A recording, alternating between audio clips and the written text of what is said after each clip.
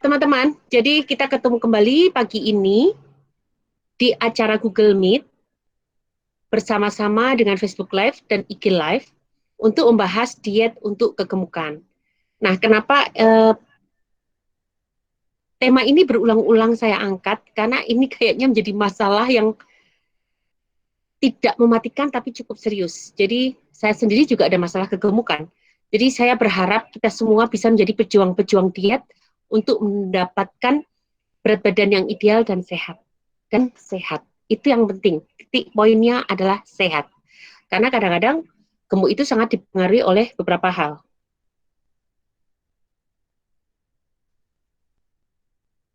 Slide. Cara mengatasi kegemukan non-kimiawi. Cara mengatasi kegemukan non-kimiawi banyak banget caranya ya teman-teman. Jadi ada berbagai cara. Dengan olahraga ya pastinya kita semua akan tahu olahraga. Kemudian diet, kemudian mindsetnya, kemudian terapi tambahan akupunktur, hipnoterapi, krioterapi, terapi panas dan lain-lain juga perlu. Kemudian ada juga apa namanya terapi-terapi lain yang mungkin teman-teman lebih mengenalnya. Silahkan saja, banyak sekali cara-cara. Dan ini pernah saya ceritakan atau pernah saya sharekan beberapa bulan yang lalu. Apa itu olahraga, apa itu diet, apa itu mindset. Akan saya ulang kembali ya teman-teman. Oke. Nah, tentang olahraga, olahraga ini penting banget untuk menurunkan berat badan. Caranya bagaimana? Ketika Anda bertujuan olahraga untuk menurunkan berat badan, maka caranya juga harus benar ya teman-teman.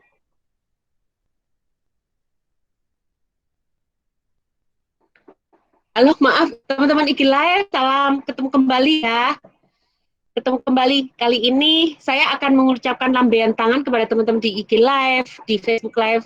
Cuma kadang-kadang tidak bisa merespon, jadi khawatir saya melihat teman-teman semua. Makasih ya buat kedatangannya. Off.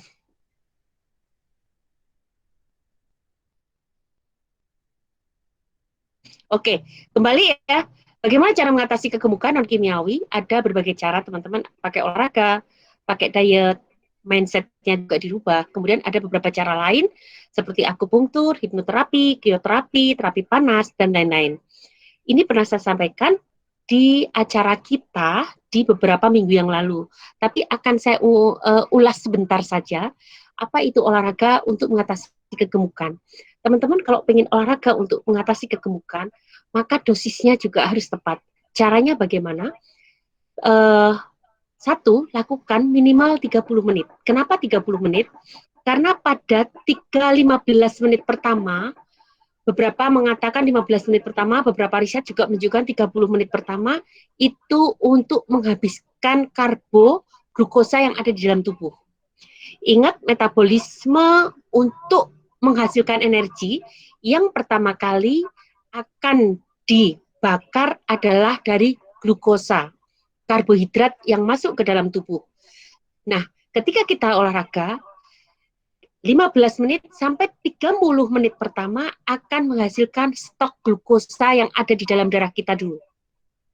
Setelah itu habis, baru tubuh membongkar glikogen yang ada di hati dan jaringan lemak. Oleh karena itu, ketika Anda ingin olahraga untuk menurunkan berat badan, lakukanlah minimal 30 menit. Karena akan memberi kesempatan untuk pembongkaran lemak. Nah, setelah dan caranya juga harus dengan gerakan yang lebih ke aerobik, ada kecepatan. Bagaimana dengan ibu-ibu atau saya sendiri penderita asma ya, yang memang dengan gerakan aerobik juga nggak begitu begitu lancar. Untuk mereka yang tidak bisa melakukan gerakan aerobik, ada beberapa workout yang pernah saya sharekan di Instagram, juga pernah di Facebook. Mohon untuk dilihat kembali olahraga-olahraga yang bisa dilakukan di rumah dan tidak terlalu aerobik, tapi itu cukup membakar energi kita. Nah, lakukanlah masing-masing gerakan itu 3 set. Satu set lakukan selama 15 sampai 20 kali, berhenti 6 detik, kemudian diulang kembali sampai 3 set atau 3 kali. Jadi teman-teman paham ya sampai sini?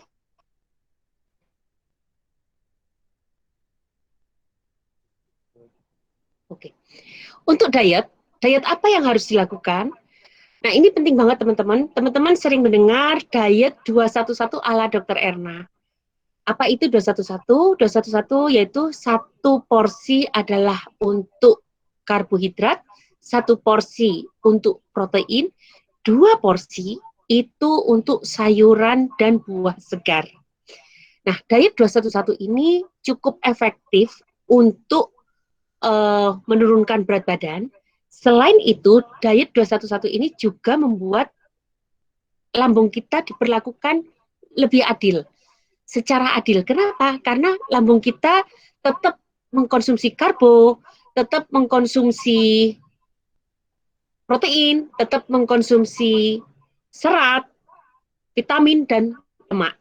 Secara khusus nanti kita akan bahas diet 211 untuk kegemukan.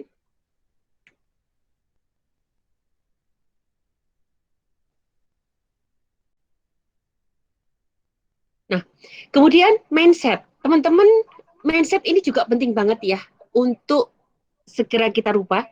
Kalau kita berpikir bahwa saya nggak bakalan bisa kurus, saya akan selalu menjadi orang yang gemuk karena bakat saya adalah gemuk. Orang tua saya gemuk, sejak kecil saya gemuk. Itu namanya mindset. Atau saya tidak bisa makan tidak enak, atau saya tidak bisa makan sayuran. Kalau saya makan sayuran, pasti badan saya akan linu-linu. Atau saya tidak biasa makan protein, daging, ayam, ikan. Pasti badan saya tidak enak, perut saya akan mual. Nah, ini yang disebut mindset, teman-teman. Jadi mindset harus dirubah bahwa kita bisa menjadi pejuang diet. Bahwa kita bisa mengkonsumsi banyak sayuran dan buah. Bahwa kita bisa mengkonsumsi sedikit karbohidrat. Kadang-kadang kita berpikir bahwa kalau saya nggak makan nasi, badan saya lemes. Coba mindset itu dirubah, karena lemes tidaknya sebetulnya tergantung dengan uh, apa namanya tersedianya energi di dalam tubuh kita. Jadi kalau teman-teman merasa energinya tercukupi, sebetulnya mau makan apapun juga nggak akan bikin lemes. Oleh karena itu teman-teman, mindset harus dirubah. Nah, sampai tahap ini nanti akan saya jelaskan bagaimana cara mengubah mindset.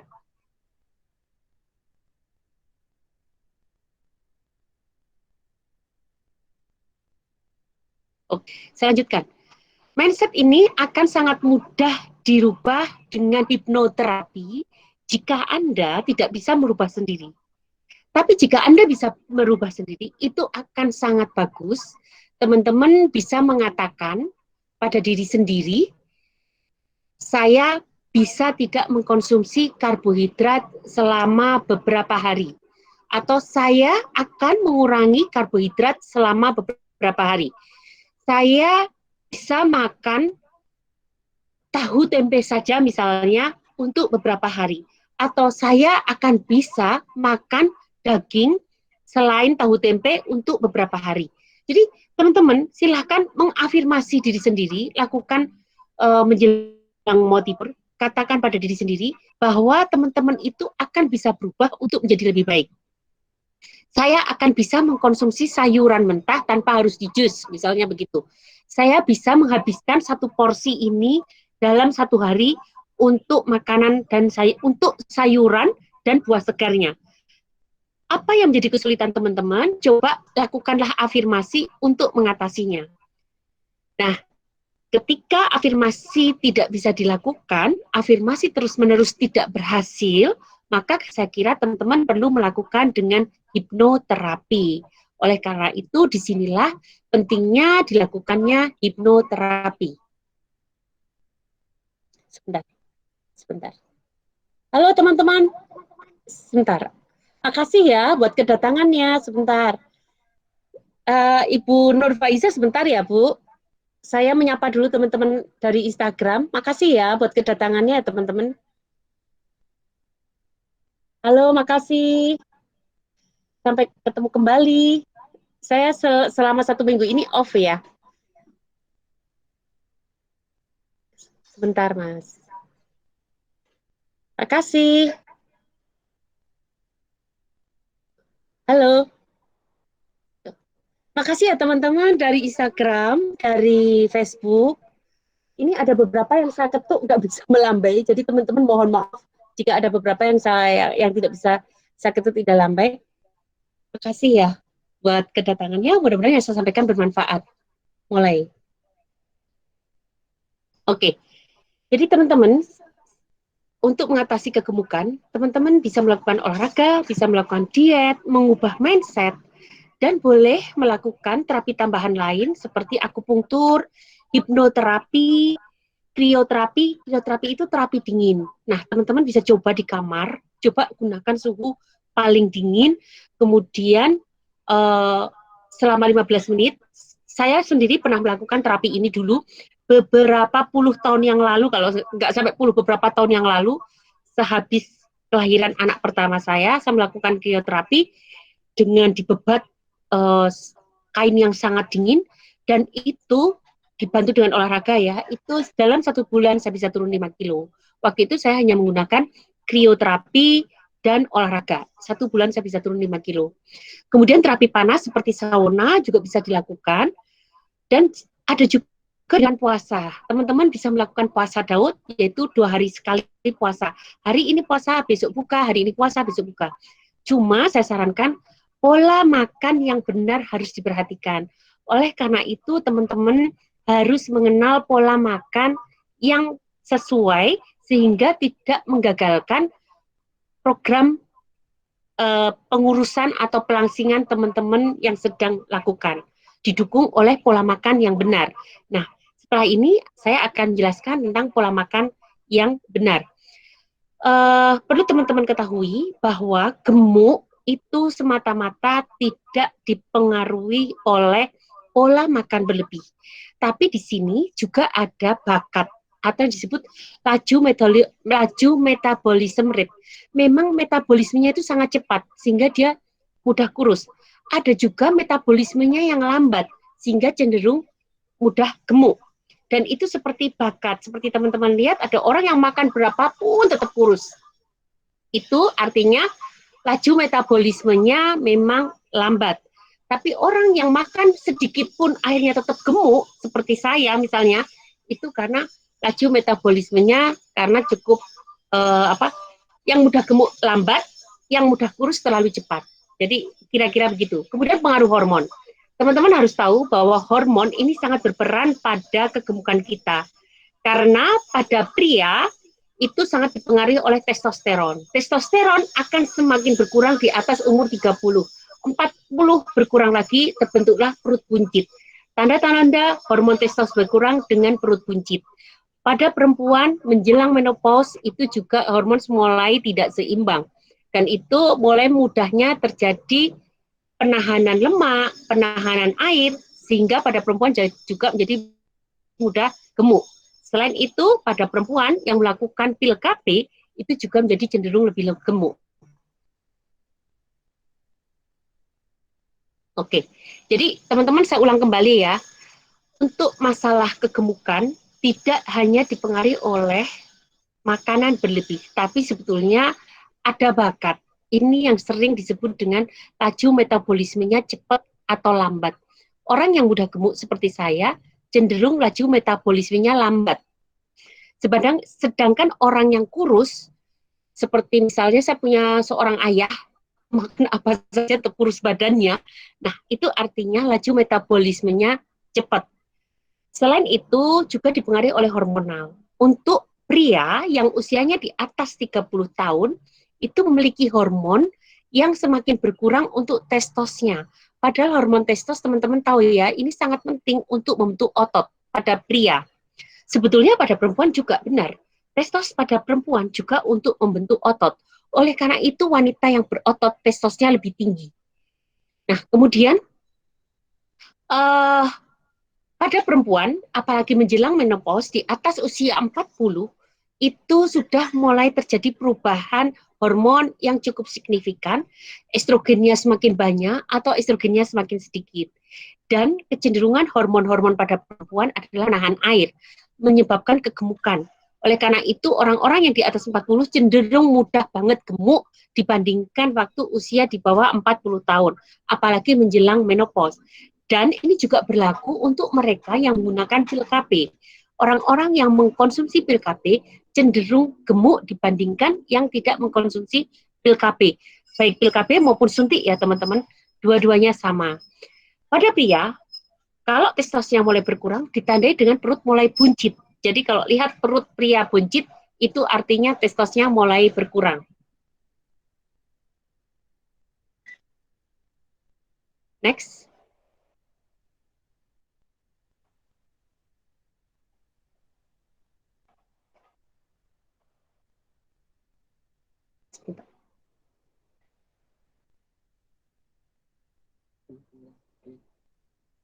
Oke.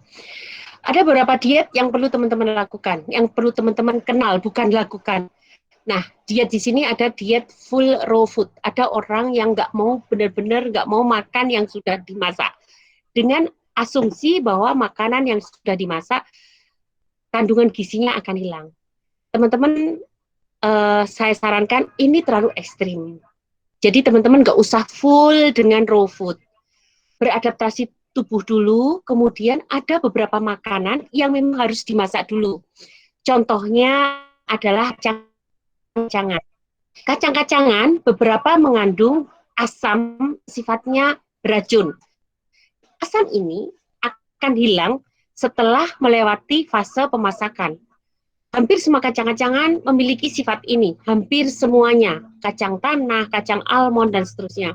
Oleh karena itu teman-teman, saran saya sebaiknya dalam mengkonsumsi makanan, harus dilihat sifat dari makanan itu. Untuk kacang-kacangan, ada beberapa yang akan beracun jika dimakan mentah. Nah, kemudian ada beberapa yang sifatnya, bentar, sebentar ya teman-teman.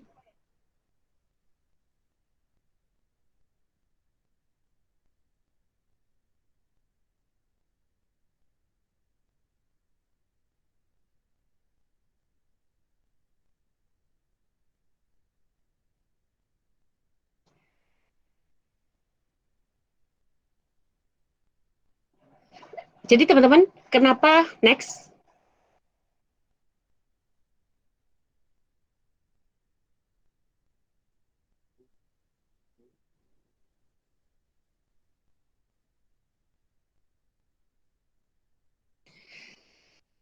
Saya ingin mengenalkan ke teman-teman beberapa diet yang tidak begitu bagus. Nah, contohnya diet full raw food.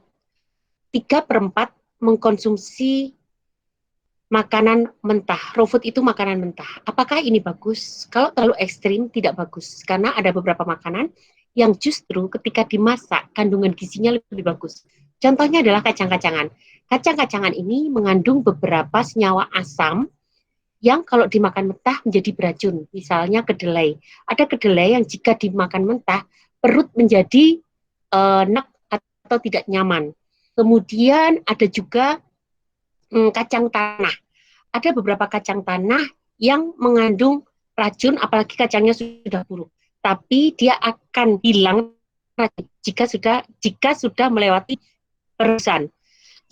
Singkong, ada singkong, beberapa singkong itu lebih aman untuk direbus. Nggak salah namanya asam cyanida ya kalau nggak salah. Oh, asam cyanida bahaya banget ya. Sorry, mungkin saya salah. Misalnya singkong, nah itu ada beberapa yang mengandung asam berbahaya dan ini akan membaik jika sudah melewati perebusan atau pengukusan. Contoh lain adalah tomat. Tomat akan mengandung likopen yang lebih tinggi jika sudah direbus atau sudah dikukus dalam waktu yang nggak begitu lama. Itu likopen. Pada wortel, vitamin A akan banyak jika sudah dikukus.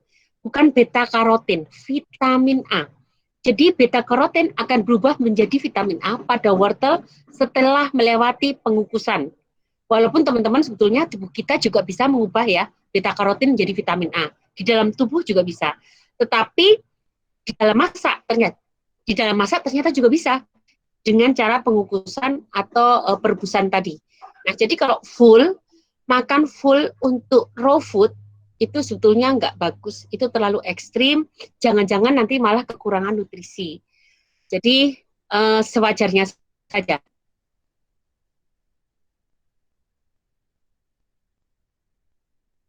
Kemudian diet bayi. Diet bayi ada yang meyakini makan 10 sampai 14 botol makanan bayi itu membuat cepat kurus. Ini menurut saya diet yang tidak bagus juga walaupun berhasil untuk beberapa kalangan. Karena apa? Karena diet ini membuat kita betul-betul kekurangan nutrisi, kekurangan kalori. Dan kebutuhan kita, gizi kita itu jelas berbeda dengan kebutuhan gizi dari bayi. Oleh karena itu, diet ini menurut saya juga kurang begitu bagus. Kemudian ada diet HSG. Diet HSG itu dengan suntik hormon kehamilan. Mereka dengan nyuntik hormon kehamilan, maka akan kehilangan nafsu makan. Ini menurut saya juga nggak bagus, apalagi harus mengotak-atik hormon kita.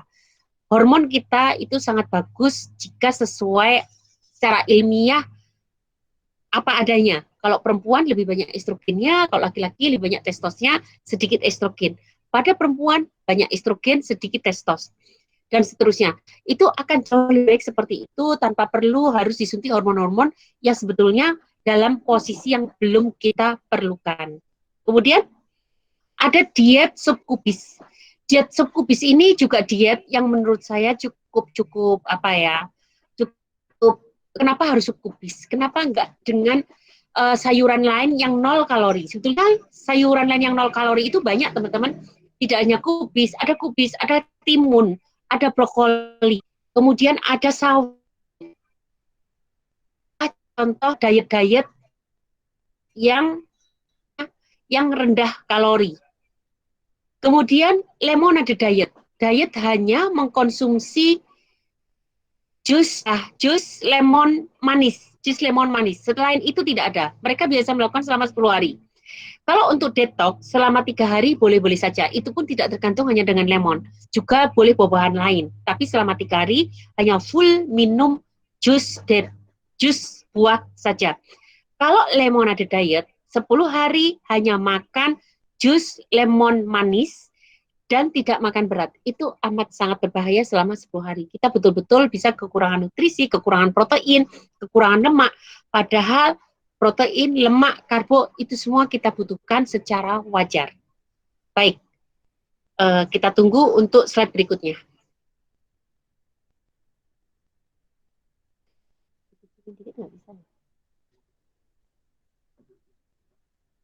Oke.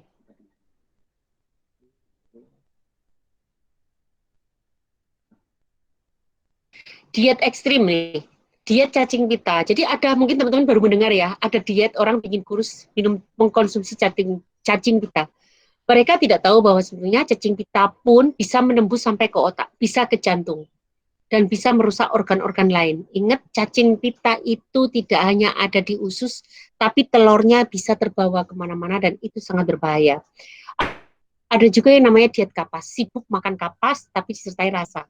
Jadi kenyang karena serat kapas. Padahal kalau kita mau makan juga bisa kan, kenyang karena sayuran. Kemudian ada diet putri tidur terus selama beberapa hari karena ketika tidur tidak terasa lapar. Ini juga sangat buruk. Kalau begitu lebih baik diet puasa, 1 hari puasa, 1 hari tidak puasa. Tidur dalam keadaan puasa pahalanya juga lebih banyak. Sarankan puasa jadikan hal-hal yang tidak menghambat kita untuk berkegiatan ya. Tetap kita punya kegiatan walaupun dalam keadaan puasa. Kemudian diet serba cair. Dia hanya mau mengkonsumsi sesuatu yang cair, jus cair dan seterusnya sehingga lebih kenyang oleh cairan.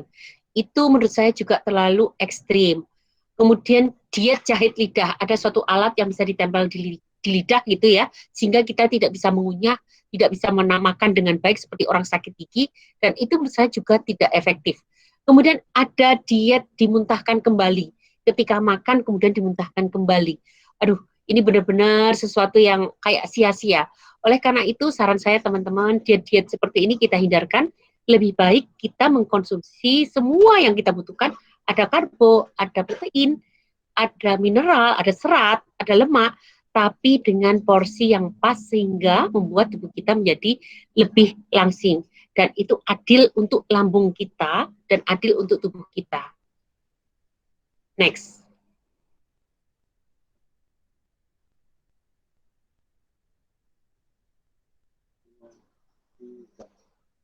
Diet 211 ini akan saya kenalkan untuk teman-teman dan mungkin beberapa teman-teman udah sering mendengar ya. Apa itu diet 211?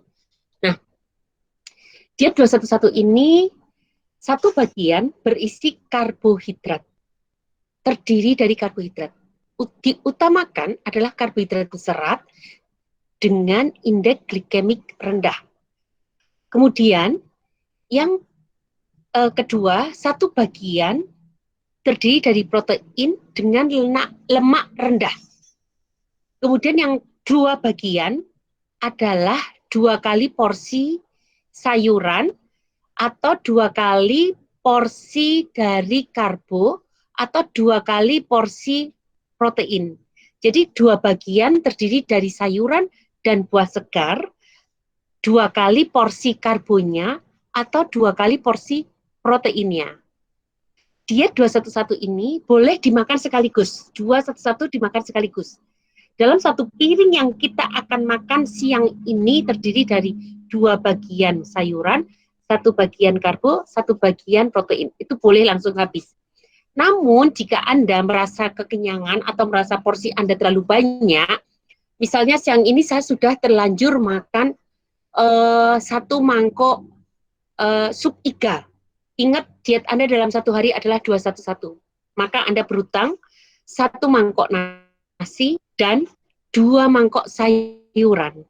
Atau kalau Anda terlalu kenyang, dengan 1 mangkok, Anda bisa beranggapan 1 sup iga ini terdiri dari 1 mangkok. Setengah mangkok adalah protein, setengah mangkok adalah karbo.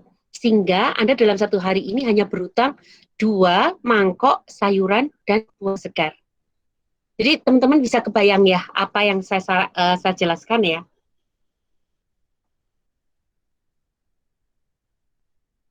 Tidak, jangan diulang dulu. Akan ulang lagi. Oke, jadi saya ulang kembali ya teman-teman. Apa itu diet 211? Diet 211 adalah satu bagian dari 1 piring kita itu atau seperempatnya itu terdiri dari karbohidrat. Pilihlah karbohidrat yang berserat dengan indeks glikemik rendah. Kemudian 1 bagian atau seperempatnya dari 1 piring terdiri dari protein dengan rendah lemak. Oke, nggih? Sampai sini paham ya? Kemudian separohnya, setengah piring atau 2 bagian adalah sayuran dan buah segar. Artinya sayuran dan buah segar ini 2 kali porsi dari karbo atau 2 kali porsi dari proteinnya. Kebayang ya teman-teman? Jadi dalam 1 piring, seperempat itu adalah karbohidrat, seperempat adalah protein, setengahnya adalah sayuran dan buah segar. Artinya sayuran dan buah segar ini 2 kali dari porsi karbo kita atau sayuran dan buah segar ini 2 kali dari protein kita. Nah, cara makannya bagaimana?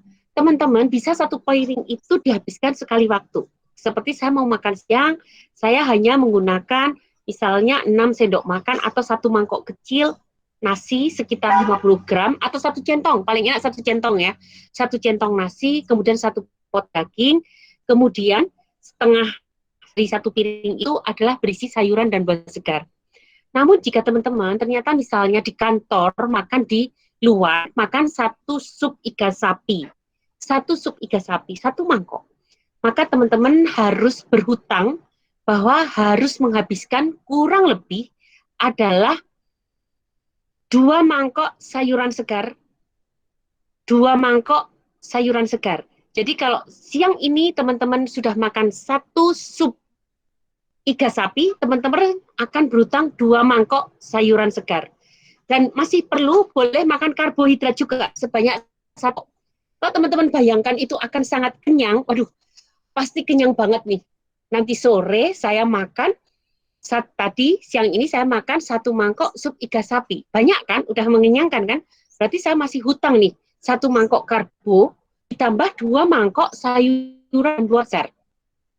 Kalau teman-teman kebayangin itu sudah kenyang banget di perut, 1 mangkok karbo lupakan saja, tapi teman-teman bisa berhutang hanya 1 mangkok sayuran segar.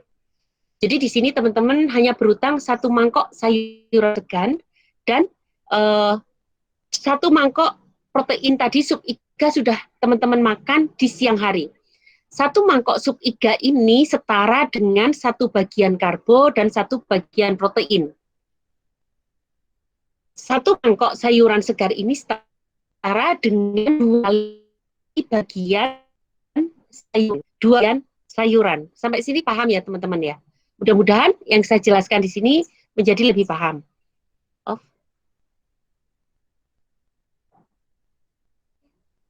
Ya, jangan beralih. Ya. Nah, teman-teman, kapan teman-teman harus memilih karbo? Karbo teman-teman harus memilih yang berserat dengan indeks glikemik rendah. Contohnya adalah beras merah, beras coklat, beras hitam, kentang dan kulitnya. Kemarin saya jalan-jalan ke mana? Ke Dieng, itu saya membeli kentang merah dan kentang ungu. Ternyata yang merah dan ungu itu kulitnya, dalamnya tetap warnanya kuning. Dan itu gizinya tentu jauh lebih banyak dibandingkan kentang kuning jika Anda memakan bersama kulitnya. Oleh karena itu teman-teman saya sarankan kalau makan kentang itu bersama kulitnya. Dan ingat jangan makan mentah ya, direbus atau dikukus dulu. Dan protein, teman-teman bisa milih 1 bagian protein rendah lemak, 1 potong protein rendah lemak. Kalau Anda pilih ayam, pilihlah bagian dada, hilangkan kulitnya. Kalau Anda pilih daging bagian yang tidak banyak lemaknya. Tanyakan saja sama tukang daging, tentu mereka lebih tahu. Kemudian ketika Anda pilih sayuran, Anda boleh memilih sayuran apa saja. Ingat 2 bagian.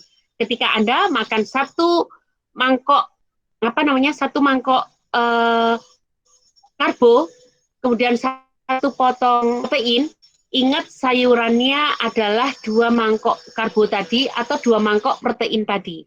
Setara dengan itu. Nah, Anda bisa memilih sayuran apa saja dan buah apa saja. 2 mangkok sayuran ini boleh nggak misalnya, dok boleh nggak ya, saya 1 mangkok sayuran matang, satunya nggak boleh. Sebetulnya sayuran mentah itu terbaik, tapi jika Anda tidak terbiasa, Anda boleh memadukan dengan sayuran matang. Anda boleh makan tumis kangkung, Anda boleh makan tumis capcay, Anda boleh makan sayuran singkong, sayuran daun surung, apa saja yang menurut Anda nyaman 1 mangkok, ditambah dengan 1 mangkok buah segar dan sayuran segar. Kemudian Anda bertanya, boleh nggak dok, saya makan buah dan sayuran segar, saya jus. Boleh. Boleh di jus ketika Anda tidak terbiasa makanan mentah. Teman-teman harus ingat ya, ketika Anda makan, mengunyah, itu sebetulnya dari air liur sendiri sudah memetabolisme makanan yang ada di mulut kita, terutama karbohidrat. Itu sudah mulai dimetabolisme. Ketika Anda mulai mengunyah, makan seperti sewajarnya kita diciptakan oleh Allah, maka enzim-enzim kita itu menjadi bekerja secara optimal. Tubuh juga bekerja secara optimal dan efisien karena memanfaatkan infrastruktur yang sudah ada di tubuh. Ya, cuma kalau teman-teman masih malas makan ngunyah sayuran mentah atau Anda sedang sakit berat, tidak ada salahnya dengan di jus. Itu namanya kekecualian. Oke, mudah-mudahan sampai sini paham ya. Terima kasih ya teman-teman buat kedatangannya. Next.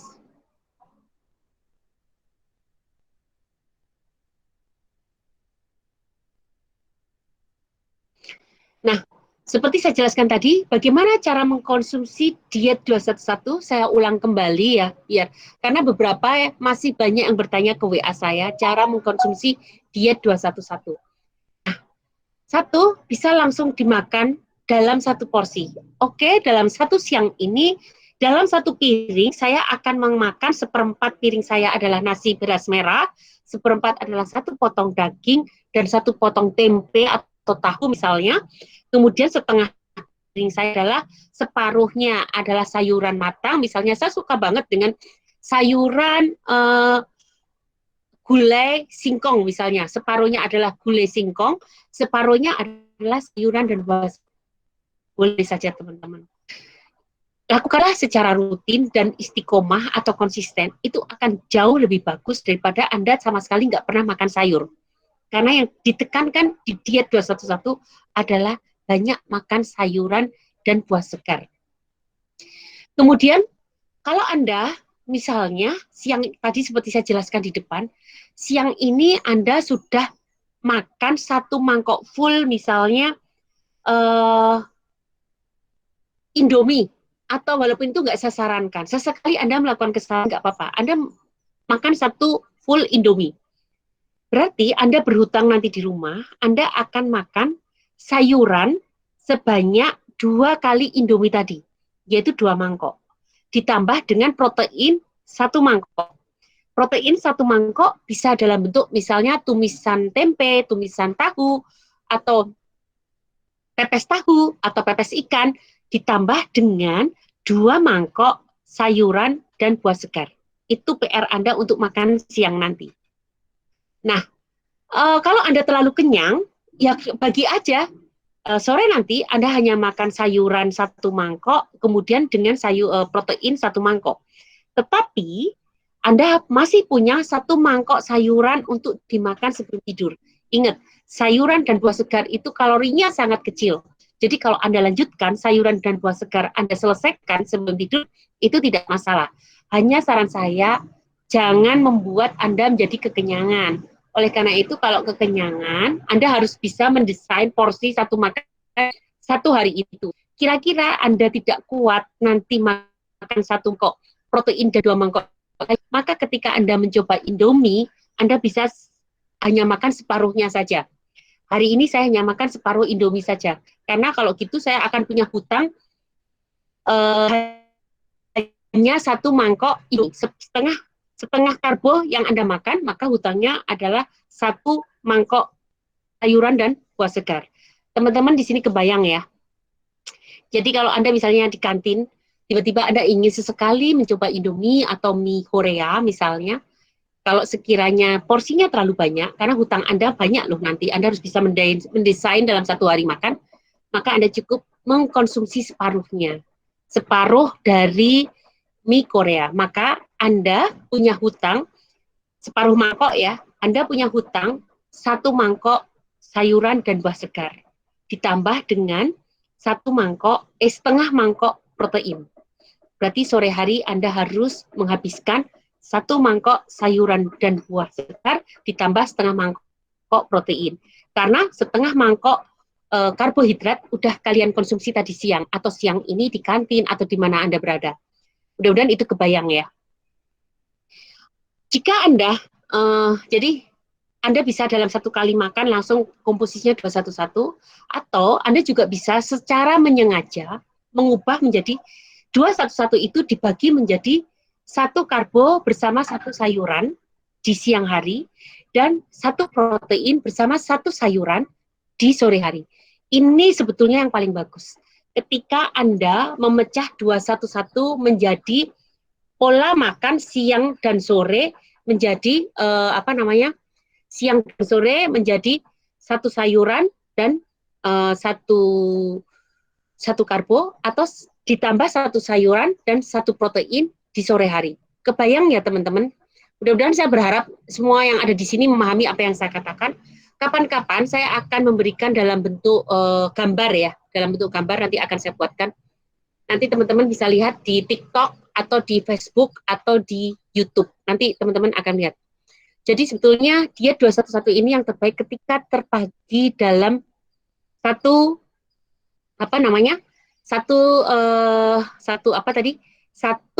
bagian adalah sayuran, 1 bagian adalah karbohidrat untuk siang hari, atau sore 1 bagian adalah sayuran, kemudian 1 bagian adalah protein. Atau di switch, karena protein itu membuat kita menjadi lebih siaga. Anda switch, 1 bagian adalah sayuran, 1 bagian adalah protein siang hari, sorenya 1 bagian sayuran, 1 bagian adalah karbohidrat. Itu membuat tidur lebih nyenyak kalau malam hari, sore hari Anda makan karbo. Tapi kalau Anda siang hari makan protein, itu membuat Anda lebih siaga, lebih waspada, lebih tidak mudah ngantuan. Kemudian ada yang bertanya, sarapannya apa dong dok kalau begitu? Sarapan Anda bisa mengkonsumsi makanan yang 0 kalori. 0 kalori bisa di situ Anda pilih sayuran yang 0 kalori, seperti apel, seperti kutimun, seperti apa ya salad itu 0 kalori, kubis, brokoli itu 0 kalori. Anda makan itu dan Anda bisa dipasangkan separuhnya adalah protein. Saran saya protein. Jadi protein Anda makan 1 potong protein itu cukup mengenyangkan sampai siang hari. Protein itu kelebihannya adalah mengenyangkan. Anda bisa makan 1 potong protein ditambah dengan sayuran 2 kali protein, tapi yang 0 kalori. Dan itu cukup mengenyangkan juga. Anda bisa mengkonsumsi apel. Apel, 1 buah apel itu setara dengan 1 porsi protein. Ditambah lagi dengan 1 porsi sayuran lain. Sehingga saya kira pagi itu Anda mengkonsumsi karena setahu saya sarapan itu tidak terlalu banyak. Anda nggak bakalan kuat. Ukuran di sini adalah ukuran perut Anda. Anda jangan kekenyangan, tapi cukup kenyang. Jadi di situ nanti di perut Anda masih ada tempat untuk udara, ada tempat untuk air, ada tempat untuk makanan berat. Kalau Anda sampai gelegean, itu artinya sudah terlalu penuh. Gelegean itu artinya mengeluarkan udara atau mengusir udara dari dalam perut. Ini untuk orang normal ya, kecuali Anda menderita gastritis, menderita MAH, menderita asam lambung. Tidak makan aja gelegean, apalagi makan. Orang penderita asam lambung memang sangat mudah bersendawa. Oleh karena itu, teman-teman ketika Anda sarapan, ambillah tetap 211 sesuai ukuran perut Anda. Ingat, 211 tapi sesuai porsi perut Anda. Jadi jangan berlebihan. Bisa nggak Anda hanya makan 1 buah apel, 1 slice keju, kemudian karbohidratnya mungkin nggak perlu, 1 porsi karbohidrat Anda ganti dengan protein. Boleh. 1 gelas susu, 1 slice keju, ditambah 1 buah apel. Itu hampir sama dengan 211. Jadi teman-teman sampai sini kebayang ya, bahwa 1 itu selalu karbo, 1 itu protein, 2-nya adalah sayuran dan buah segar. Anda boleh nggak mengganti karbo dengan protein? Boleh. 1 karbo tadi diganti dengan protein juga boleh. Dan bisa Anda lakukan di pagi hari, di sarapan, sehingga sepanjang hari itu Anda menjadi lebih tidak ngantuan, lebih siaga. Mudah-mudahan yang saya jelaskan cukup bisa dipahami ya, teman-teman. Next.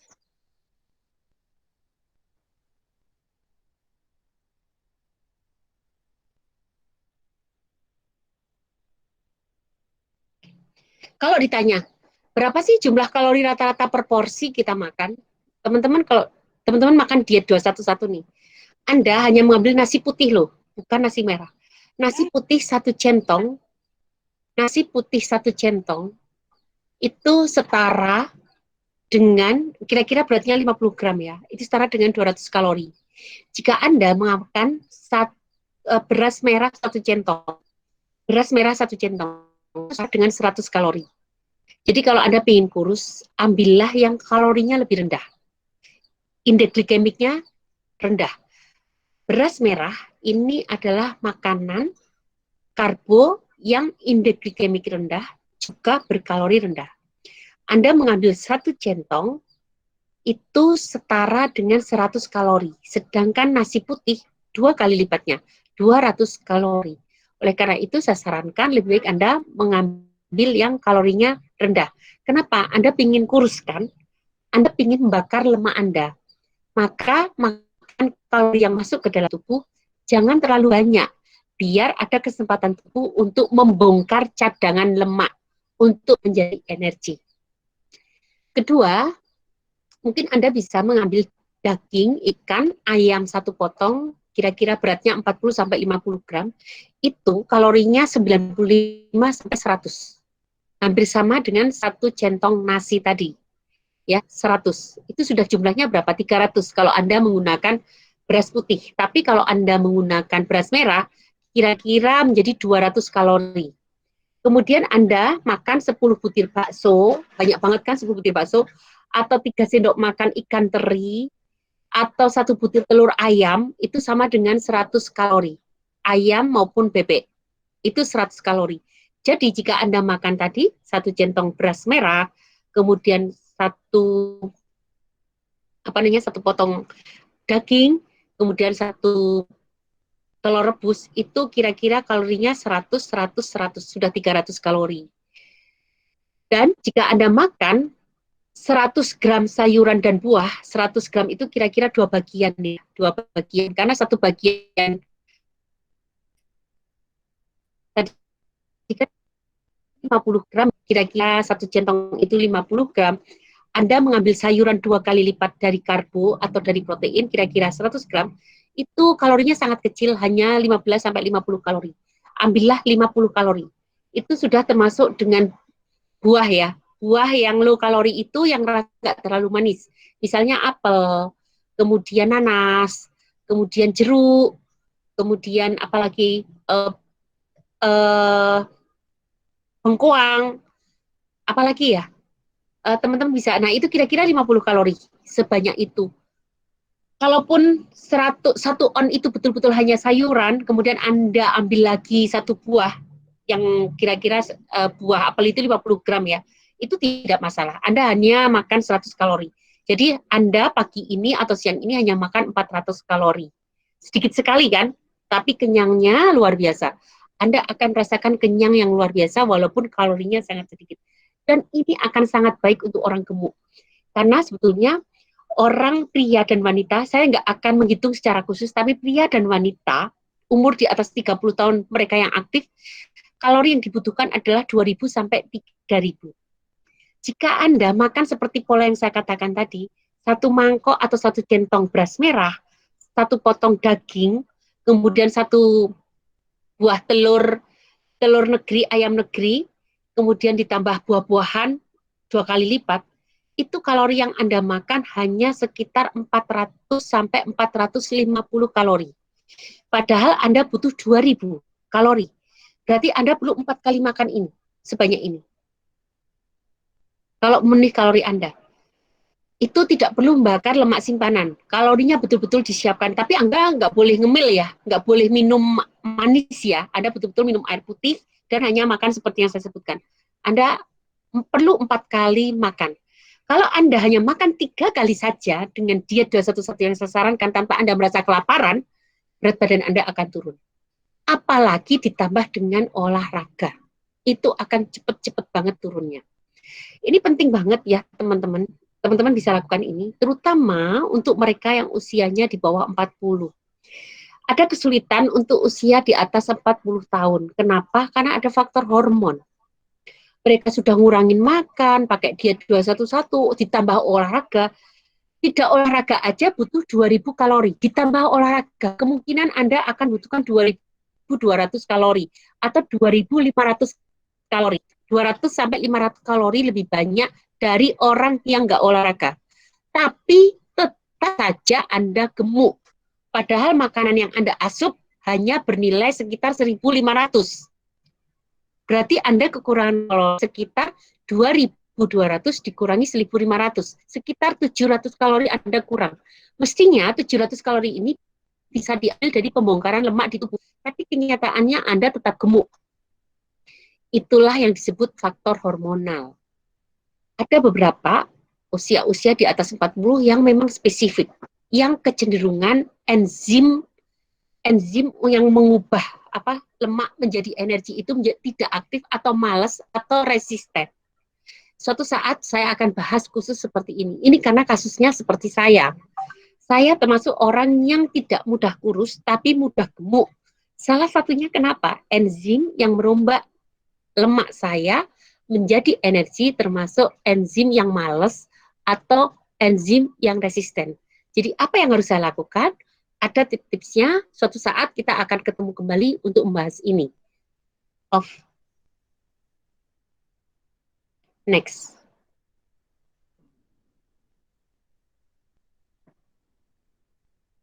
Next.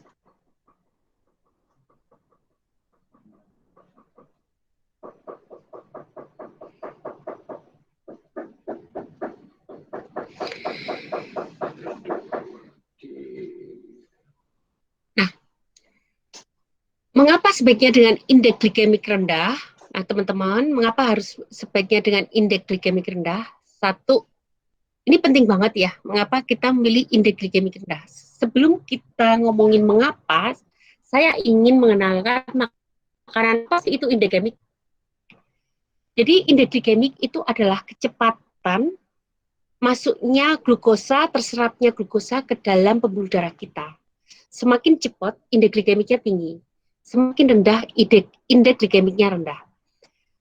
Indeks glikemik tinggi kenapa berbahaya? Karena menyebabkan orang-orang yang rentan diabetes menjadi cepat diabetesnya.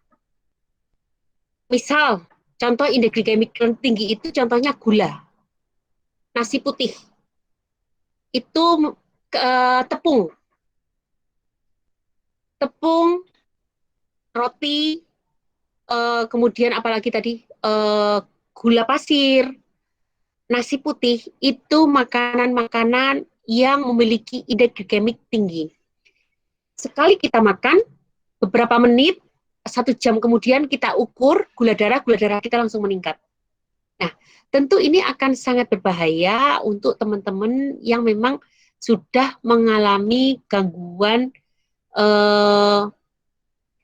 diabetes atau toleransi glukosa.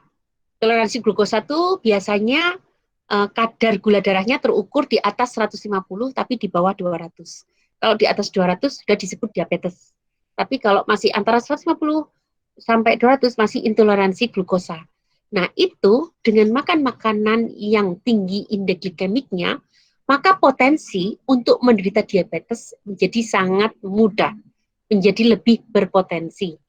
Oleh karena itu, teman-teman harus memilih dengan indeks glikemik rendah. Indeks glikemik rendah itu maksudnya gulanya keserap ke dalam tubuh itu pelan-pelan, tidak cepat, pelan-pelan. Nah, ini contohnya apa? Ini adalah contohnya adalah pada makanan-makanan yang makanan-makanan yang berserat.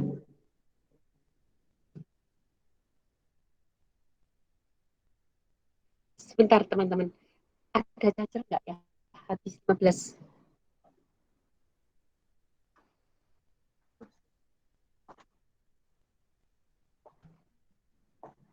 Kipas angin ada di belakang, diambil.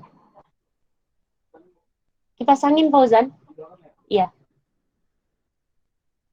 Maaf ya, teman-teman.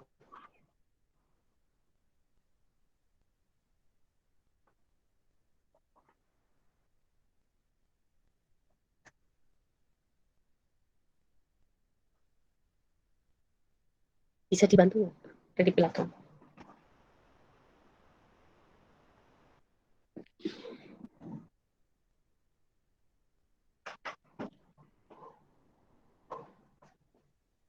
Kameranya pas.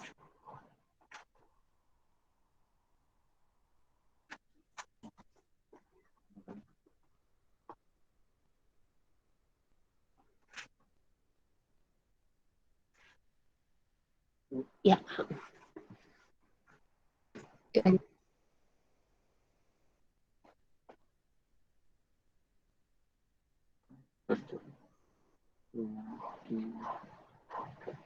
Oke, kita lanjutkan ya. Jadi itu satu indeks glikemik rendah, syaratnya apa? Berserat. Saya ingin dok makan nasi putih, bisa nggak menurunkan indeks glikemiknya? Nasi putih bisa turun kok indeks glikemiknya jika Anda tambahi makanan yang berserat. Maka ketika Anda menanak nasi, bisa Anda tambahi agar-agar.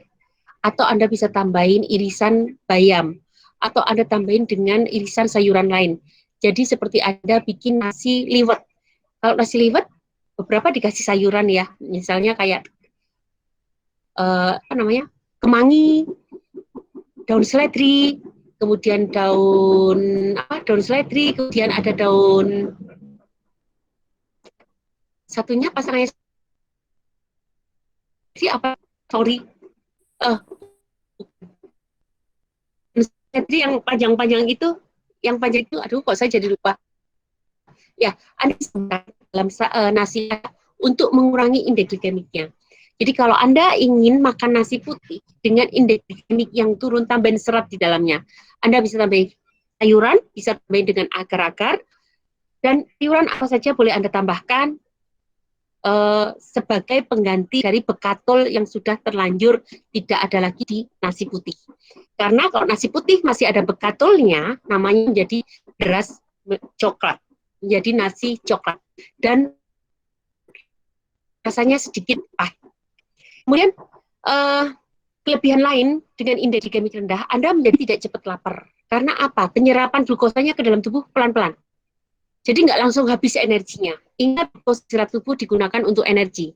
Karena masuknya pelan-pelan, Anda tidak cepat lapar. Dan ini akan sangat bermanfaat ketika Anda puasa sebetulnya. Ketika Anda puasa, cobalah Anda pilih makanan yang memiliki indeks glikemik rendah. Memang tidak seenak beras putih. Kalau beras putih itu sangat pulen, panas, empuk, aduh enak sekali. Tapi ingat, itu memiliki indeks glikemik yang tinggi. Jika Anda ingin puasa, hindari dulu makanan seperti ini. Sorry kok puasa. Jika Anda ingin kurus, hindari dulu makanan seperti ini. Anda harus memilih makanan yang memiliki indeks glikemik rendah. Karena makanan berindeks glikemik rendah itu cenderung berserat. Serat itu rasanya cenderung tidak enak. Jadi kalau Anda ingin makan enak, lupakan dulu diet untuk pelangsingnya, ya. Oke. Kemudian yang ketiga, kelebihan dari indeks glikemik rendah adalah tadi tidak berisiko menaikkan gula darah dengan cepat. Jadi aman untuk penderita diabetes atau mereka yang ada intoleransi glukosa dengan kadar gula 150 sampai 200. Ini aman untuk mereka yang sedang menderita diabetes atau intoleransi glukosa. Jadi tentu untuk kegemukan jauh lebih aman. Jadi kalau orang gemuk kan pengennya kalorinya itu kalau bisa jangan banyak-banyak supaya mengambil cadangan. Nah, dengan indeks glikemik rendah ini kalorinya masuk pelan-pelan sehingga apa ya, Anda tidak cepat lapar tapi tetap merasa kenyang karena perutnya terasa penuh.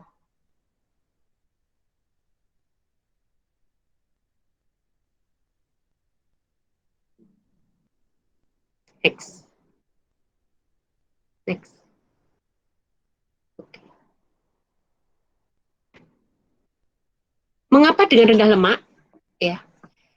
Nah, teman-teman kalau tadi ditanya mengapa dengan indeks glikemik rendah, sekarang kita bahas mengapa dengan rendah lemak. Teman harus ingat bahwa lemak 1 gram itu 9 kalori.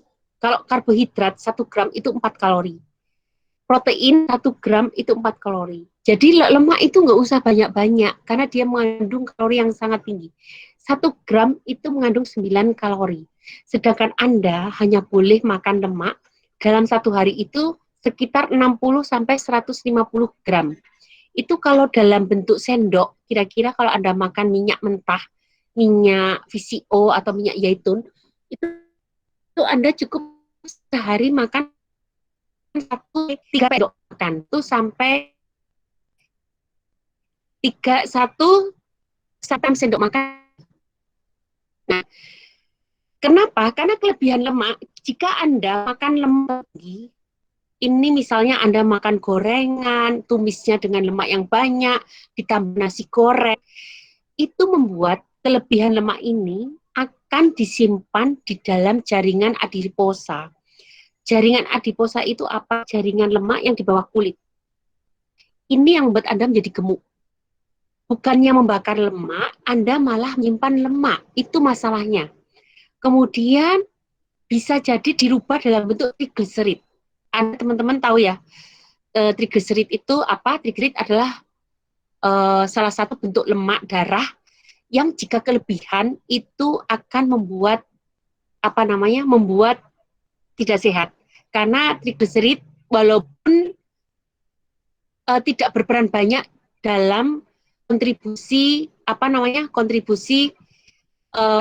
jantung, tetapi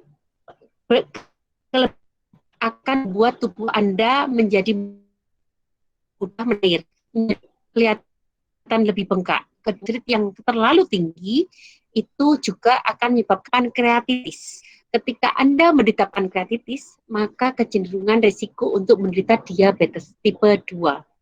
Jadi trigliserid nggak boleh terlalu tinggi juga. Dan kadang-kadang terlalu banyak itu juga menimbulkan rasa tidak nyaman di tubuh. menimbulkan rasa pegel, kemudian rasa kaku pada persendian. Lemak itu juga beberapa disimpan di persendian-persendian. Kemudian kelebihan lemak ini juga bisa disimpan dalam bentuk kolesterol. Nah, kalau ini semua teman tahu ya, kalau kebanyakan kolesterol atau kebanyakan LDL-nya, maka terjadi resiko peningkatan terjadinya penyakit jantung koroner, penyumbatan jantung koroner. Nah, tentu ini menjadi sangat baik. Oleh karena itu, makanlah lemak dalam jumlah yang terbatas dan pastikan lemak itu tidak disimpan tapi ikut bakar. Oleh karena itu, konsumsinya nggak perlu banyak-banyak. Kalau Anda mau mengkonsumsi sedikit aja atau kalau perlu nggak usah dihitung. Anda menumis cukup dengan 1 sendok makan saja. Kemudian hindari goreng-gorengan. Karena bagaimanapun ketika Anda makan daging, walaupun daging itu rendah lemak, tetap ada lemaknya. Oleh karena itu lebih baik Anda menghindari lemak saja. Karena walaupun dihindari pun lemak tetap ada. Kecuali Anda memang menyengaja ada lemaknya. Nah, nanti ada tips-tips kapan Anda akan makan lemak. Tidak perlu lemak, kapan lemak. Nah, nanti akan saya selesaikan di slide next.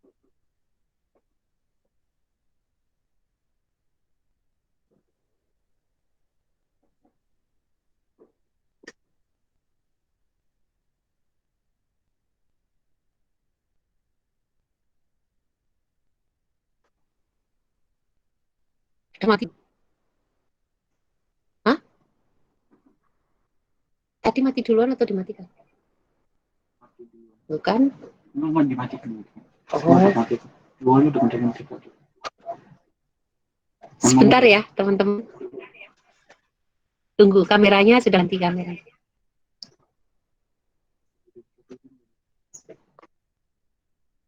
Udah lebih dari 1 jam ya? Lama ya ternyata. Ini 2 jam.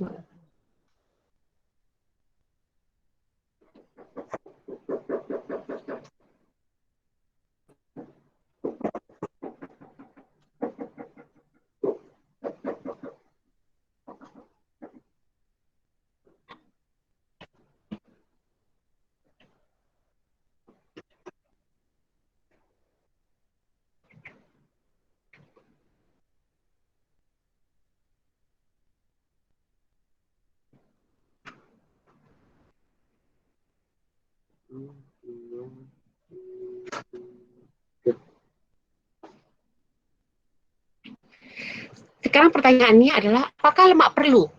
Tadi dokter kok kayaknya ngomongnya hindari lemak dulu kok. Lemak itu bagus untuk mengangkut vitamin A, D, E, K. Tanpa lemak, vitamin itu nggak ada guna. Ingat, lemak itu dibutuhkan untuk mengangkut vitamin A, D, E, K. Kemudian, lemak juga dimanfaatkan untuk membuat hormon. Jadi, kita semua butuh hormon. Hormon tidur, bahkan hormon kenyang pun ada ya, namanya hormon leptin. Kalau leptin keluar, itu kita nggak merasa lapar. Tapi kalau nggak ada leptin, kita akan merasa lapar terus. Jadi hormon kenyang itu ada namanya hormon leptin. Kalau testosteron teman-teman tahu, itu hormon estrogen teman-teman tahu, itu hormon perempuan. Ada hormon pertumbuhan, banyak banget hormon. Insulin itu juga hormon. Jadi banyak. Kemudian juga menghangatkan tubuh. Penting nih orang gemuk, sedikit gemuk ya jangan gemuk banget. Itu biar tubuh kita hangat. Ada kalanya kita harus datang ke tempat yang dingin. Ada kalanya memang kita harus kedinginan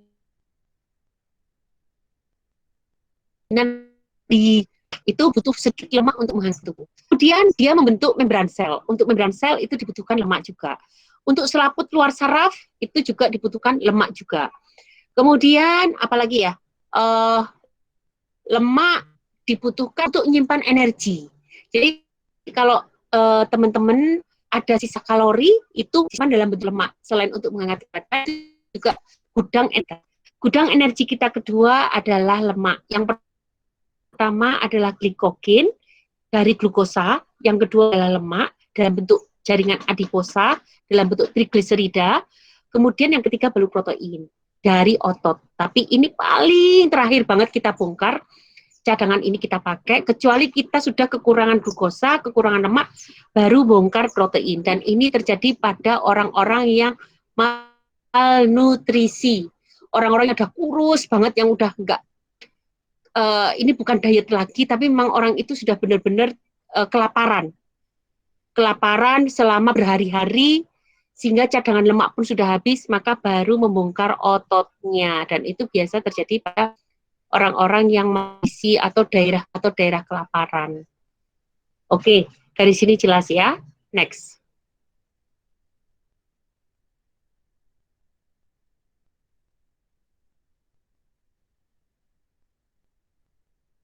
Nah, pertanyaan lagi, mengapa sayuran lebih banyak daripada karbohidrat? Nah, teman-teman masih ingat kan bahwa sayuran itu yang kita cari adalah seratnya. Semua sayuran dan buah pasti berserat. Dan serat ini manfaatnya banyak banget, yaitu untuk transit makanan di usus, di sepanjang usus. Gak usah berlama-lama di usus, kenapa? Semakin lama makanan di usus terlalu lama, semakin mengeksploitasi enzim-enzim kita. Apalagi mereka sedang sakit, ya. Kalau mereka yang sedang sakit, apalagi sakit lambung, lebih baik makanannya transit, jangan lama-lama di usus, di lambung atau di usus halus. Lebih cepat berlalu, lebih cepat baik. Tapi carilah makanan yang mudah dimetabolisme. Carilah makanan yang mudah dicerna. Nah, makanan yang mudah dicerna, teman-teman, adalah makanan raw food, makanan mentah. Kenapa? Karena pada makanan mentah banyak mengandung enzim. Enzim pada makanan itu juga yang akan membantu metabolismenya, penyerapannya. Ini pernah terjadi juga pada saya. Saya pernah hepatitis, itu muntah terus-menerus. Dan saya minta sama dokter, saya hanya minta jus buah segar, dan itu saja yang saya minum. Karena madu adalah raw food, makanan mentah, tidak lewat pengolahan. Jus buah, jus sayuran juga mentah. Karena makanan apapun yang masuk ke perut saya akan muntah lagi dalam bentuk utuh. Daun dalam bentuk utuh, dan seterusnya. Dan alhamdulillah saya hanya hepatitis itu 5 hari, dengan waktu itu SGOT, SGPT saya habis di atas 1.000, tinggi sekali. Tapi akhirnya lebih baik. Salah satunya itu. Kemudian teman-teman harus ingat bahwa serat juga membentuk massa ampas, sehingga kotoran kita terbentuk, menahan air dan membentuk gel. Teman-teman tahu kita ya, VGTS cabai kita dan gel. Nah, kita dilancar BAP. Ketika pembuangan kita lancar, maka masalah kesehatan juga akan jadi lebih baik. Kenapa? Terlalu lama makanan di tubuh, lebih dari 24 jam, itu cenderung menghasilkan gas-gas beracun, menghasilkan metabolit-metabolit beracun. Oleh karena itu, makanan itu nggak usah berlama-lama, apalagi ampas di dalam perut. Semakin bagus. Nah, teman-teman perlu ketahui bahwa karbohidrat itu diserap, diolah di dalam lambung itu antara 3 sampai 6 jam. Kalau 3 jam udah selesai, tentu akan lebih baik kan? Oleh karena itu, cepat tambahlah sayuran. Di usus halus, itu pencernaan protein dan lemak. Itu butuh waktu antara 6 sampai 9 jam. Agar lebih cepat lagi, maka tambahlah sayuran. Sayuran itu akan mempercepat penyerapan pengolahannya. Di sayuran juga mengandung air, ingat ya. Harus ada air sehingga mudah dicerna. Semakin cepat transit, semakin cepat berlalu, semakin cepat bagus. Sehingga tidak mengeksploitasi enzim-enzim di tubuh kita, apalagi tubuh kita pas sedang sakit. Mereka yang menderita asam lambung terutama ya, hepatitis, asam lambung. Jangan berbanyak dan makan yang terlalu berat dan lama. Nah, berlalu, ampas-ampasnya masuk ke usus. Ini biasanya terjadi pada jam ke-8 alih ke usus besar. Nah, di usus besar juga jangan berlama-lama, karena di sini juga ada pertukaran air, yaitu di usus besar. Jadi, kalau bisa paling 24 jam, itu menjadi cukup bagus agar nutrisi kita selalu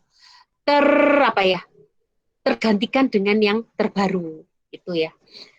Jangan lupa teman-teman bahwa serat ini pada usus besar dia juga berlaku sebagai prebiotik. prebiotik itu apa? Prebiotik adalah media untuk hidupnya probiotik. Apa itu probiotik? Probiotik adalah bakteri baik.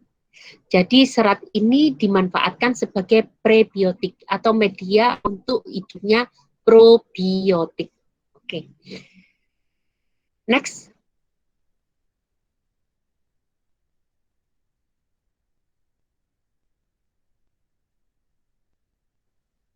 Pertanyaan lagi. Mengapa konsumsi karbo tidak bareng dengan protein? Karbo itu diolah di metabolisme dari mulut hingga ke lambung.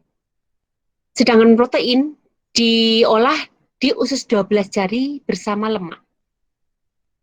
Biasanya protein juga disertai lemak. Oleh karena itu, teori ini sangat bagus. Ini seperti teori food combining. Ketika Anda makan karbo, jangan disertai protein. Itu lebih efisien pencernaannya.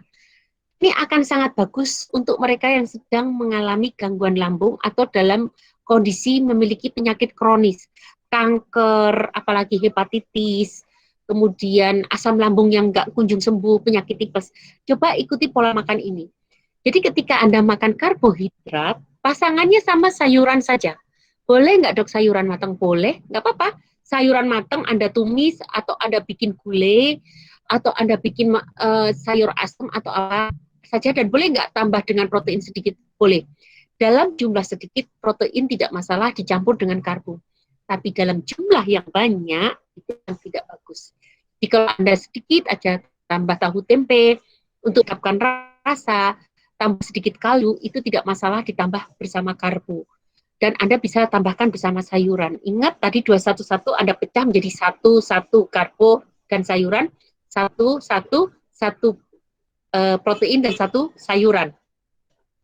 Jadi 211 duanya dipecah menjadi 1 sayuran, 1 sayuran. Pasangan bersama karbo atau pasangannya, dan itu membuat pencernaan Anda sebetulnya menjadi lebih enak. Ingat, ketika Anda suka kentut berbau, artinya pencernaan Anda bermasalah. Tetapi ketika Anda tidak mudah kentut sekali-kali dan tidak berbau, itu wajar. Next, off.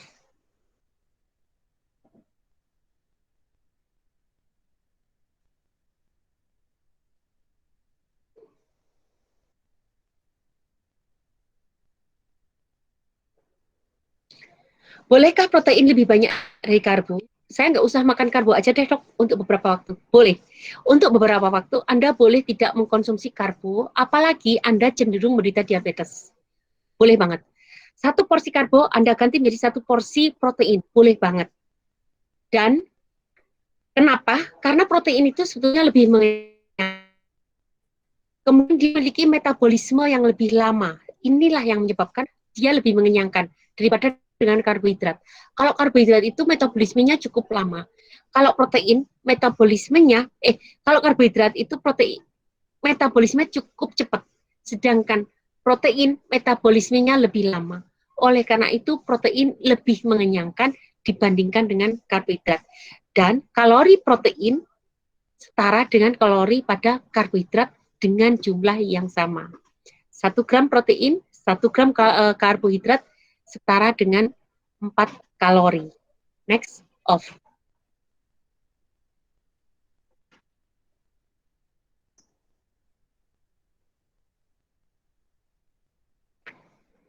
Pertanyaan, bolehkah lemak lebih banyak dari protein atau karbo? Oh, nggak boleh. Tidak boleh, karena lemak maksimal 150 gram. Ingat, lemak memiliki kalori yang sangat tinggi, 9 atau hampir 2 kali lipat dari kalori protein maupun karbo. Jika Anda tidak makan protein, tidak makan karbo, hanya makan lemak saja, itu boleh. Ada contohnya. Beberapa orang-orang pendaki gunung atau orang dulu pejuang Arab zaman Rasulullah, itu kalau mau mendaki, teman-teman di dasar sana itu kan nggak ada, hanya cuma batu-batuan, gunung-gunung batu.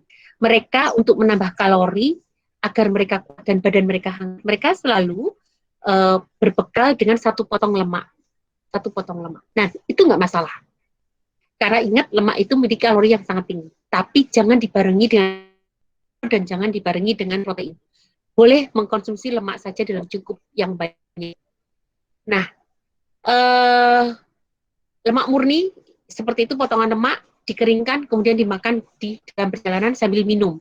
Boleh nggak saya minum susu segar? Susu segar boleh, walaupun di situ ada proteinnya, tapi ingat kandungan lemaknya lebih mendominasi. Dan teman-teman, jika Anda gabungkan makan lemak bersama, terutama bersama karbo atau protein dalam jumlah yang banyak, goreng, gorengan, atau misalnya dalam bentuk nasi goreng, atau lemak-lemak yang mendominasi, misalnya cake dan lain-lain, maka ingat, kelebihan lemak itu bukannya dibakar, karena maka akan disimpan dalam bentuk trigliserida atau kolesterol.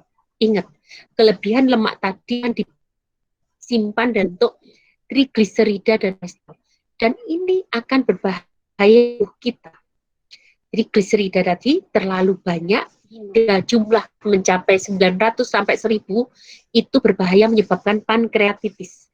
Kalau kita menderita pankreatitis, maka kita akan mudah menderita diabetes. Dan trigliserida ini juga lebih cenderung menahan air. Makanya orang yang trigliseridanya tinggi juga gemuk, karena dia mengandung banyak air.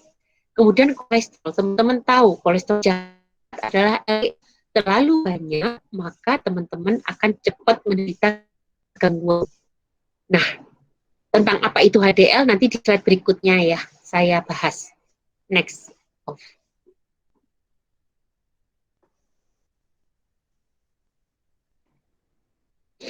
Pertanyaannya, kapan kita tidak perlu konsumsi karbo? Konsumsi karbo tidak perlu dikonsumsi jika Anda satu menderita diabetes atau Anda intoleransi glukosa. Anda perlu memberi kesempatan tubuh untuk tidak mengolah karbohidrat dulu selama beberapa hari. Atau jika Anda sedang mengkonsumsi protein dalam jumlah banyak. Ketika mengkonsumsi protein dalam jumlah banyak, pasti di sana juga ada lemak, maka sebaiknya tidak mengkonsumsi karbohidrat supaya lemaknya ikut terbakar.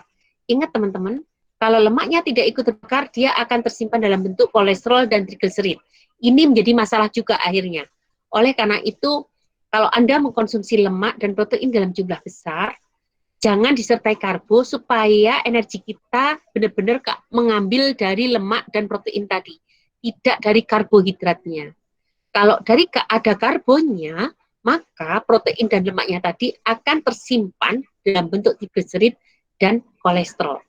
Jadi kapan Anda tidak perlu konsumsi karbo, silahkan Anda lakukan ketika Anda melakukan konsumsi protein dalam jumlah banyak dan besar. Satu ikan pepes gitu, satu pohon itu nggak perlu pakai karbohidrat lagi. Pertanyaannya, apakah sayuran perlu ditinggalkan? Dalam kondisi apapun, sayuran dan buah harus menyertai makan Anda. Tidak boleh ditinggalkan. Harus menyertai makanan Anda. Next off.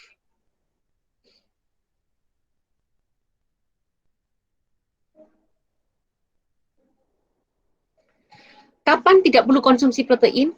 Nggak boleh. Protein harus selalu dikonsumsi. Kenapa? Protein sangat dibutuhkan oleh tubuh kita untuk membangun sel-sel tubuh. Kita punya banyak sekali sel, ada yang mati, ada yang hidup. Yang mati butuh hidup lagi, itu namanya regenerasi sel. Regenerasi sel butuh protein, Oleh karena itu kita tidak boleh meninggalkan protein. Dalam kondisi apapun, protein sangat dibutuhkan. Next, off.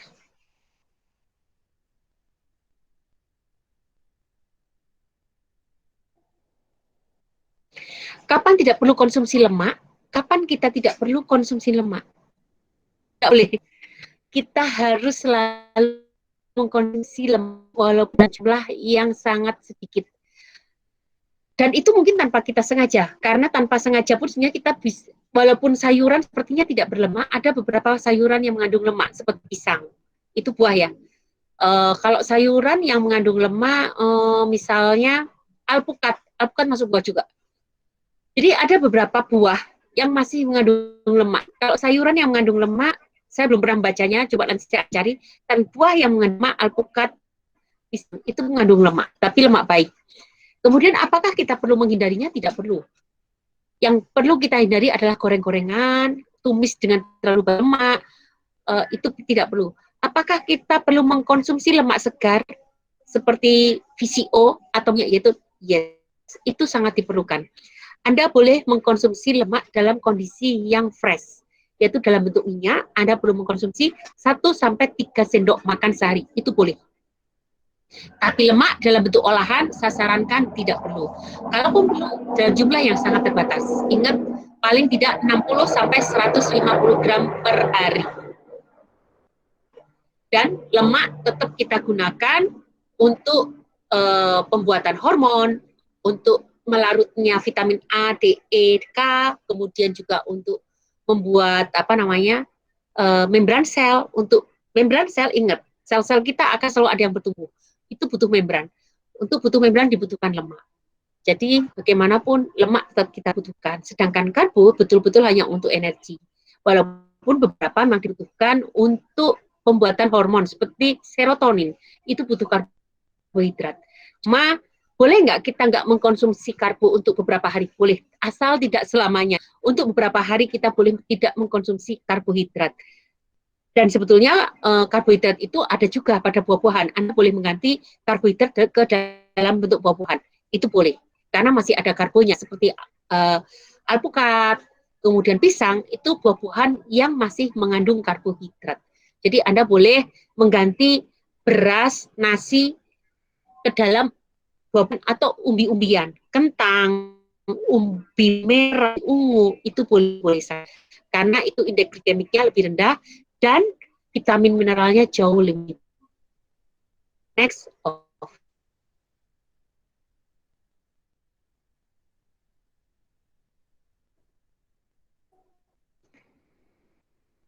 Pertanyaannya, apakah diet 211 itu cocok untuk orang kurus? Cocok, nggak masalah. Ingat, Anda jangan pilih gemuk tapi kurus tapi sehat, itu jauh lebih baik. Jadi batasan kurus atau tidak kurus jangan beri permanya, tapi lihatlah Anda sehat atau tidak. Dan jika Anda merasa lapar, makan lagi, tapi porsinya tetap 2-1.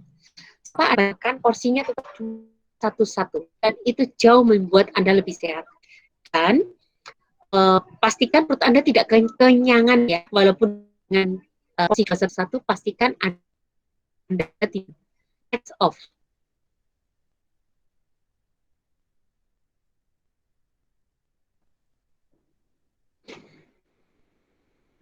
Apa sayuran mentah? Kelebihan sayuran mentah itu banyak mengandung serat dan masih mengandung enzim. Enzim ini yang akan membantu metabolismenya di dalam tubuh. Sehingga sayuran mentah itu sebetulnya sangat-sangat bagus untuk penderita asam lambung, gangguan lambung, hepatitis. Dan jika Anda tidak bisa mengunyahnya, Anda bisa dibantu dengan blender. Tapi ini akan jauh lebih bagus daripada Anda mengkonsumsi sayuran matang. Apakah perlu sayuran matang? Tidak usah, tapi Anda tidak perlu menghindari sayuran mentah. Bahkan sayuran mentah sejatinya lebih bagus untuk kondisi yang dalam keadaan sakit, yang dalam keadaan gangguan usus, akan lebih mudah dicerna daripada sayuran yang matang.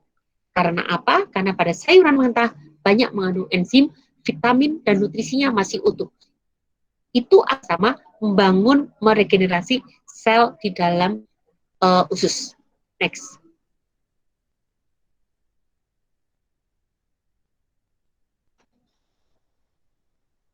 Pilih mana, sayuran mentah atau sayuran matang? Anda bisa melihat kondisi.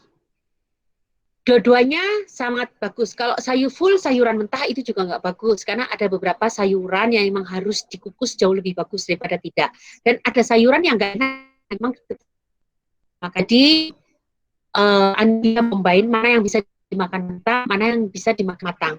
Kalau bisa, dalam dua komposisi bagian atau dua porsi Anda bagi, separuh sayuran mentah, separuh sayuran. Boleh kalau semuanya mentah? Boleh. Semuanya sayuran mentah, tapi pastikan itu sayuran yang memang pantas dimakan mentah. Tapi kalau Anda ingin lebih variatif, lebih bagus, separuh adalah sayuran matang, separuh adalah sayuran mentah, dua bagian dari diet 211. Next off.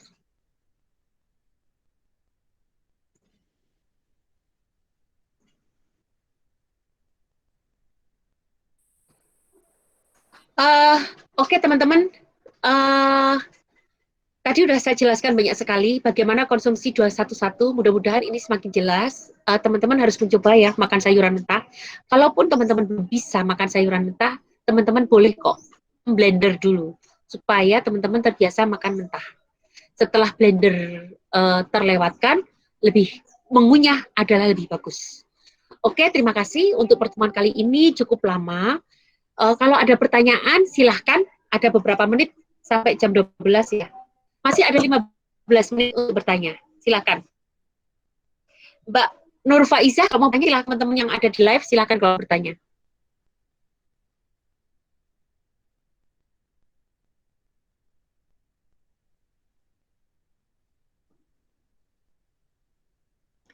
Ada pertanyaan kah?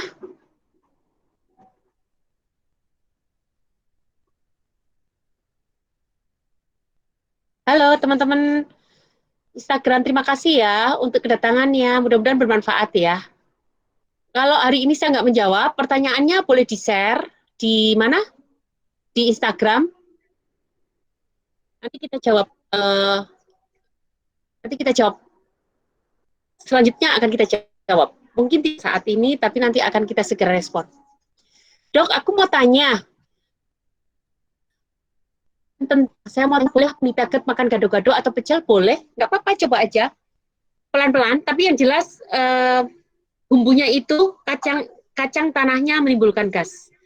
Jadi coba kurangin kacang tanahnya, makan mentah saja, tanpa bumbunya. Sayurannya lebih bisa diterima tubuh, tapi bumbunya kayaknya untuk berita asam lambung belum tentu bisa diterima. Halo dok, baru jumpa lagi. Iya, terima kasih. Sampai ketemu. Halo, ada pertanyaan? Silahkan. Hari ini 2 jam ya, saya cukup lama ya. Tapi mudah-mudahan nanti teman-teman bisa mendengarkan kembali.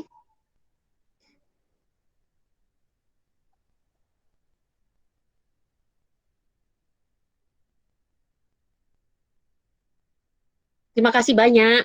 Ada pertanyaan? Halo Ibu Nur Faiza.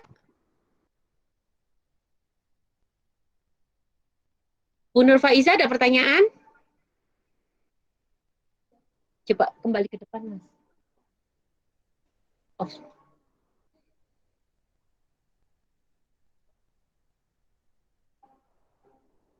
udah nggak ada kan? Halo, kalau nggak ada pertanyaan, semoga yang saya sampaikan bermanfaat untuk teman-teman semua. Saya izin undur diri ya. Kalau bertanya langsung ke WA saya 0815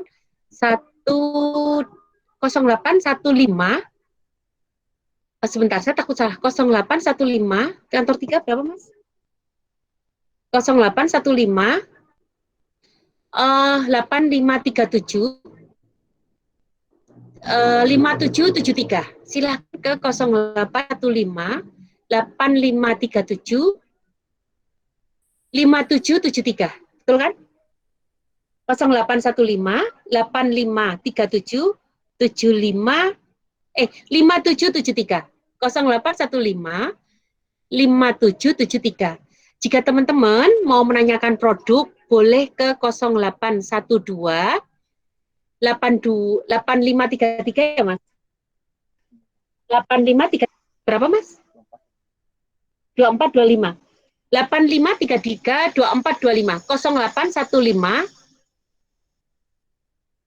85 0812 8533 2425 ya. 0812 8533 2425. Silahkan kalau mau yang bertanya untuk masalah produk. Sementara admin Facebook Mbak Hani sedang sakit, jadi mohon off dulu ya. Jadi akan off dulu, sehingga teman-teman kalau mau menanyakan produk bisa ke 081285332425. Kalau mau konsultasi silahkan ke 0815 8537 5773. Terima kasih Bapak Ibu Mumus ya. Silahkan bertanya ke sana, nanti akan saya jawab di live, via live. Mohon untuk mengikuti live kami, dan di YouTube kami juga udah kita share. Mudah-mudahan kasus teman-teman bisa juga menjadi edukasi untuk teman-teman yang lain. Terima kasih banyak. Mohon maaf jika banyak salah. Wassalamualaikum warahmatullahi wabarakatuh.